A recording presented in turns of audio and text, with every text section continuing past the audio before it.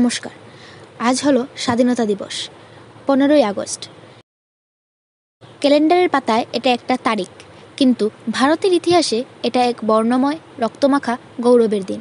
এটা শুধু স্বাধীনতার দিন নয়, এটা আত্মত্যাগ, ভালোবাসা আর আত্মমর্যাদার দিন। স্বাধীনতা কি শুধু ব্রিটিশদের দেশ ছাড়া করা? না বন্ধুরা, স্বাধীনতা মানে নিজের অন্তরের শৃঙ্খল ছেঁড়া, ভয়, অবিচার, অজ্ঞতা এই সব কিছুকে হারানো। আজ আমরা 78 বছর ধরে স্বাধীন, কিন্তু কেমন এই স্বাধীনতা যেখানে নারীর নিরাপত্তা নেই, একজন কৃষক কান্না চেপে আত্মহত্যা করেন আর হাজারো শিশু স্কুলের বদলে রাস্তায় বড় হয়? সেইখানে কি সত্যিকারের মুক্তি আছে? এই প্রশ্নের উত্তর দিতে পারি আমরা।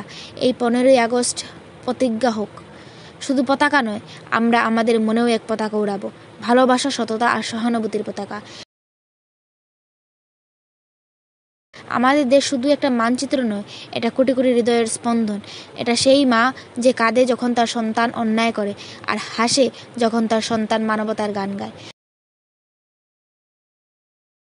তাই আসুন, শুধু আনন্দ নয়, এই দিনে যেন দায়বদ্ধতা নিয়েই দাঁড়াই আমরা।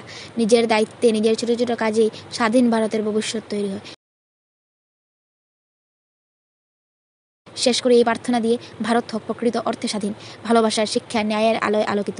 জয় হিন্দ, ধন্যবাদ। ভারত মাতা কি জয়। বন্দে মাতরম।